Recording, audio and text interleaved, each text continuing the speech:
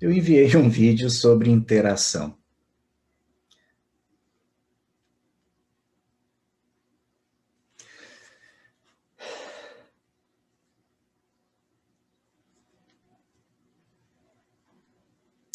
Pois é, eu estou aqui, mais uma vez, esperando a turma chegar. E não chega ninguém, né? Eu fico me perguntando o tempo todo por que não chega, e, enfim, mas não se preocupem não, porque fazer pergunta é uma característica minha. Eu me pergunto o tempo todo sobre tudo que acontece e tudo que não acontece. É uma escolha. E a aula de hoje, se houvesse, né, se vocês estivessem aqui, poderia observar esse aspecto humano. Interação não é uma condição. Professor, o que significa condição? Olha, eu quando recebo uma palavra e ela me interessa, eu preciso, eu demando, eu desejo saber o que ela pretende significar quando eu recebo, eu a investigo, né? Então, condição. Eu não sei o que é condição, eu estou sem dicionário, mas eu sei que alguns alimentos que eu consumo estão acondicionados em embalagens, né? É por isso que a gente toma leite, né, de vaca, que fica meses e meses e meses dentro de uma caixinha de papel com alumínio dentro, enfim.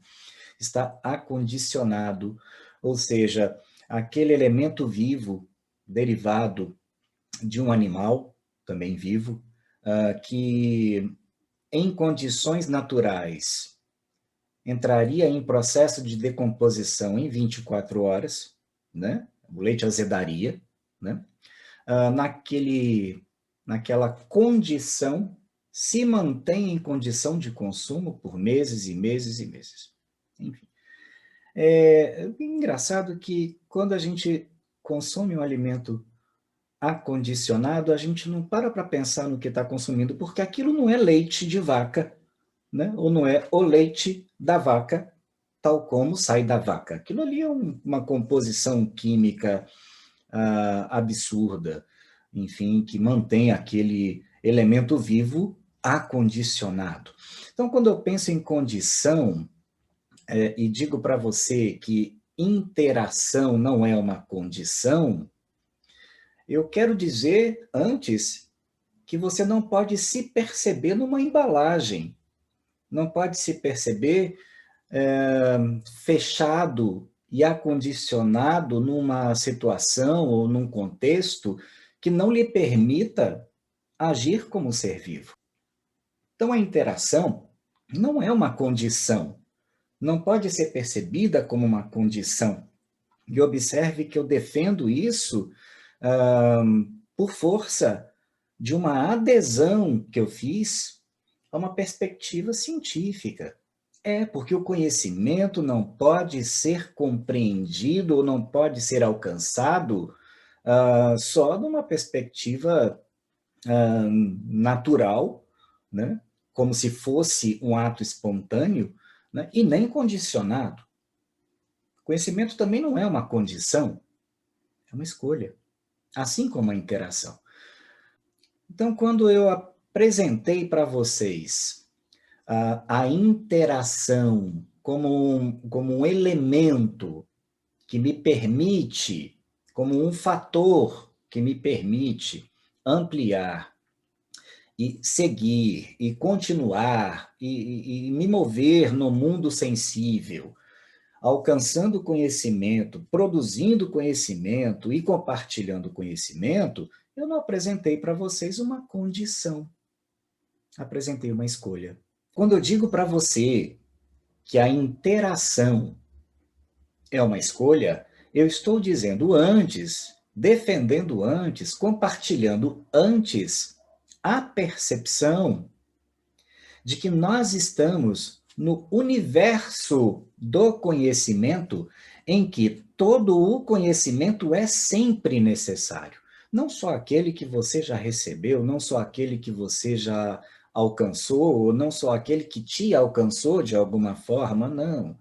Né? O conhecimento que me acumula, o conhecimento que eu já recebi, o conhecimento que me moveu na relação com ele, sempre se transforma. Nesse instante, eu estou escolhendo provocar a interação, acreditando que você vai assistir a esse depoimento, vai receber o que eu enuncio nessa forma discursiva, a partir e através desse suporte discursivo. Observe, você está recebendo a minha voz agora, e não é no mesmo instante em que eu enunciei, tá? Então, sempre esteja atento a isso. Tudo que eu estou dizendo agora, você vai receber daqui a algumas horas ou daqui a alguns dias. Significa que eu já me movi no instante em que você está recebendo esse vídeo e que certamente, todo o meu espaço cognitivo foi tocado de tal modo que esse conhecimento também já se transformou, ele já se ampliou, porque ele já foi provocado num fenômeno ou num evento dialógico. Pois bem, que é o assunto da semana que vem. Mas observem, então nós estamos aqui, eu estou provocando essa interação. Você não está nesse instante aqui, você não está nesse momento agindo comigo. Nós não estamos agindo num pacto ou num acordo entre nós, porque você não está aqui, você está assistindo uma aula gravada. Né? Olha que triste. Então, o máximo que eu posso fazer é lhe provocar a interação. Então, tá. Então, eu estou provocando em você o desejo ou a consciência da importância de interagir comigo. Poxa, professor, eu não posso responder a um vídeo, o senhor não vai me ouvir, tá? Mas a interação pode acontecer se você fizer essa escolha. Né? Professor, como é que é isso? Então a minha interação não vai virar nota na prova? Ô, gente, vamos combinar, né? O modelo ou os modelos de educação básica brasileira também seguem métodos, né? E o método hegemônico na educação básica brasileira ainda é aquele que exige que você reproduza conceito na prova para poder tirar nota e passar de ano. Já passou da hora de os humanos todos percebermos que a nossa relação com o conhecimento não pode ser medida por uma nota numa prova. Deve ser medida pelas nossas escolhas, pelas nossas ações, pelos nossos pensamentos, pelo modo como o conhecimento organiza a nossa existência, consciente de que nossa existência age, se move numa mediação constante entre todas as outras existências à nossa volta. Isso é interação. Então, observem, e eu estou fazendo esse vídeo aqui para puxar a orelha, porque se vocês acreditam que a interação é uma condição, inevitavelmente, reduzem o significado dessa palavra a uma condição de vou assistir aula para ouvir o professor, reproduzir o que ele disse na prova e passar de ano. Se lascou. Porque eu trabalho com método. E o método que me orienta, que organiza meu conhecimento, que organiza meu pensamento, que organiza minhas ações na vida real e concreta, no mundo real e concreto, não obedece a essas tradições ou essas perspectivas de relação com conhecimento. Mas vamos progredir. Então, veja bem, eu aqui compartilho com vocês num curso que para alguns é denominado português instrumental, o que eu acho um despropósito, porque instrumento é coisa, né? Instrumento é máquina, instrumento é objeto, né? Que tem um fim, uma função. Para alguns chama português técnico, e vamos combinar que técnica foi tudo que vocês receberam durante 11 anos, no mínimo, de história escolar. E vocês não se sentem muito seguros para escrever um discurso, para organizar a enunciação em uma forma discursiva ou para receber uma enunciação numa forma discursiva. E eu não estou exagerando, né? E quando eu falo isso, eu não estou aqui falando só de vocês, eu falo inclusive de mim mesmo. Porque eu também frequentei o mesmo modelo escolar durante os mesmos 11 anos, na verdade 12, porque eu fui reprovado na 7ª série. Enfim. Então, observem. Interação é proposta para vocês no programa do nosso curso, que não trata a língua como máquina, não trata a língua como coisa, trata a língua como um sistema concreto, porque habita teu corpo e você constrói os conhecimentos necessários para se expressar nos universos sociais através dela. Então, eu trabalho com a perspectiva de que nós estamos todo o tempo enunciando, lançando significados no universo cognitivo de todas as pessoas, a fim de que a resposta ou o movimento que isso provoca no outro inspire ou motive a nossa própria trajetória com conhecimento.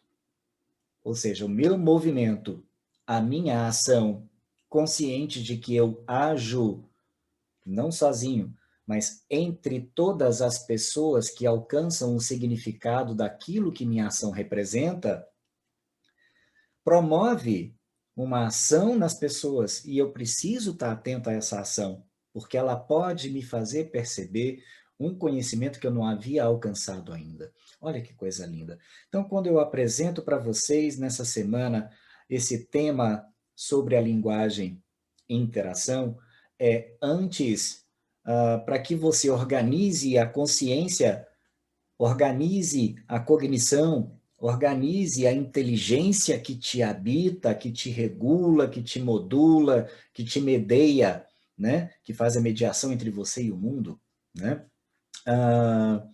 Seja percebida como uma escolha. Escolha é uma dimensão ética importantíssima. É uma dimensão, é um espaço que me projeta, é um espaço que me amplia, é um espaço que me permite quebrar fronteiras, né? Então, eu estabeleço com todas as formas discursivas que eu recebo, através de todo e qualquer suporte discursivo possível, uma relação mediada, ou seja, tem uma mediação, né? Tem uma força que controla, né? Mediada pela perspectiva da interação. Eu não estou sozinho no mundo. E se eu conheço tudo o que conheço, não posso usar esse conhecimento para obter vantagens pessoais apenas, ou qualquer vantagem pessoal. Não. Eu preciso antes organizar, consciente dessa importância, a percepção de que não estou sozinho. Então, quanto mais eu conheço, quanto mais eu compartilho, quanto mais eu recebo conhecimento, mais eu garanto a nossa condição vivente, a nossa condição existente, o nosso contexto de existência, o necessário para que todos e todas vivamos mais e melhor. É o princípio da cooperação. Ou seja, se eu organizo a minha relação do conhecimento, ou minha relação com o conhecimento, consciente de que nós humanos só conhecemos quando nos predispomos a trocar conhecimento. Ou seja, somos antes seres sociocognitivos. Só conhecemos o que conhecemos porque estamos socialmente organizados. E quando eu me refiro a essa organização societária, né, eu não me refiro só a pessoas na sua forma orgânica, até porque eu não me relaciono com indivíduos como se qualquer pessoa fosse só uma pessoa. Tudo aquilo que você enuncia é o resultado de toda a enunciação que recebeu na sua história e que, por alguma força ou desejo, você estudou, você investigou e se apropriou daquilo de modo a referenciar a sua existência, enfim, né? Então, somos todos seres antes sociocognitivos, é assim que a nossa relação com o conhecimento opera, né? Essa relação sociocognitiva me orienta a escolha pela interação, porque eu tenho no meu corpo todo um conjunto consciente, organizado e que me inspira a agir consciente, a agir sabedor de que eu só consigo progredir mediando a minha existência com toda a existência à minha volta, interação, eu só posso agir, eu só posso me mover e alcançar algo necessário, desejado ou essencial, consciente de que eu não me movo sozinho, de que a minha ação provoca a ação do outro, de que a minha ação modula a ação do outro. Então, se eu tenho essa consciência, tudo se torna mais inteligente, mais conhecível, enfim, mais humano, né? E dialógica, porque, olha, somos seres sociocognitivos. Por isso, só alcançaremos todos os conhecimentos possíveis, necessários e construídos todo o tempo se nós interagirmos, fizermos uma escolha de agir consciente de que essa ação é mediada, modulada entre todos nós. Ah, professor, e o livro? Também, porque esse livro aqui é uma ação humana, então é uma pessoa. Na verdade, é uma infinidade de pessoas recebidas por esse autor, né? E ele organiza nesse livro incrível que eu estou adorando conhecer, sobre as teorias éticas que pretendem dar conta da relação do homem com o mundo natural. Isso é uma delícia, né? Tá vendo só, gente? O meu encontro com vocês promove escolhas. Eu quero interagir com esse discurso aqui, com as enunciações apresentadas nessa forma discursiva, para ampliar meu universo cognitivo de tal modo que a nossa interação possa ampliar, inclusive o que eu recebi aqui. Olha que coisa linda. Pois bem, então vamos lá. Então eu proponho para vocês uma interação em nossa relação sociodiscursiva, né? Porque estou eu aqui enunciando através das formas discursivas que avalio serem mais criativas ou mais ativas, né? Promover mais movimento em vocês. E em mim também, porque esse movimento que promovo em vocês pode inspirar o meu, a fim de que vocês estabeleçam com a linguagem, essa expressão da existência humana, uma relação também muito mais ativa. É isso, eu quis puxar a orelha de vocês, dizer que, mas olha como é que eu puxo a orelha com carinho, né? Dizer que eu entendo, eu preciso dizer que eu entendo das dificuldades técnicas, tecnológicas, humanas e emocionais de muitas pessoas para poder estar presente nos nossos encontros, mas devo também dizer que só através dessa escolha, só escolhendo interagir, nós poderemos progredir, nós poderemos existir, nós poderemos resistir nos espaços do conhecimento e na nossa relação com ele. Lembrando que interação é uma escolha e, por força disso, nós não precisamos, nem eu, nem vocês, de uma convocação, de um convite, de um aviso, nos siga, dizendo que eu estou aqui esperando, né? eu estou em casa no isolamento social, nós temos um horário, e no horário que está disponibilizado, a não ser que haja alguma eventualidade, eu estou aqui na frente desse equipamento. Eu espero, portanto, que eu não precise convidar ninguém, que eu não precise anunciar no SIGA que eu estou aqui, né? E que vocês organizem todo o conhecimento, toda a consciência do seu corpo para encontrar-se comigo, né? A fim de que nós possamos construir juntos e juntas o necessário para uma nova relação com a linguagem e com a nossa história como sujeito da linguagem, sujeito na linguagem. Eu vou terminar essa nossa conversa evocando a teoria, né? Veja, eu trabalho com uma perspectiva metodológica e, na verdade, gente, não sou só eu, todo mundo faz isso, né? Se você não tem método, se você pensa que não tem método, acredite, você tem. Mesmo que seja reproduzir o que viu no outro, é método. Pode não ser bom, pode não te ajudar a progredir, mas é. Mas veja bem, tem aqui eu estou lendo um artigo que diz para mim que nós devemos mergulhar na concepção de que a ciência humana tem método e objetos dialógicos. Objeto, né? Aquilo que é percebido pela objetiva, que é um elemento essencial na anatomia dos olhos, responsável pela visão, né? Então é aquilo que eu vejo, né?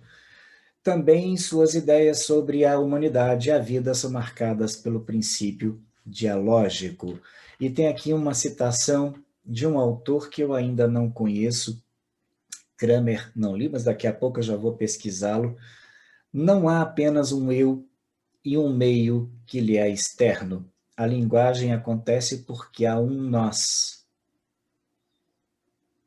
Então, a linguagem deve ser percebida como força humana que organiza, modula, emancipa, projeta, redimensiona a nossa condição de existência.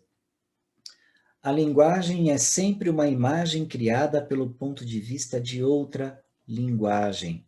O sujeito se constitui à medida que vai ao encontro do outro. O outro é imprescindível na construção do nosso eu. Daí a conclusão de que a linguagem deve ser percebida a partir de uma percepção dialógica. A linguagem é concebida de um ponto de vista histórico, cultural e social, que inclui a interação efetiva e os sujeitos nos discursos nela envolvidos. Veja, nós precisamos uma escolha. Uma escolha deve ser precisa.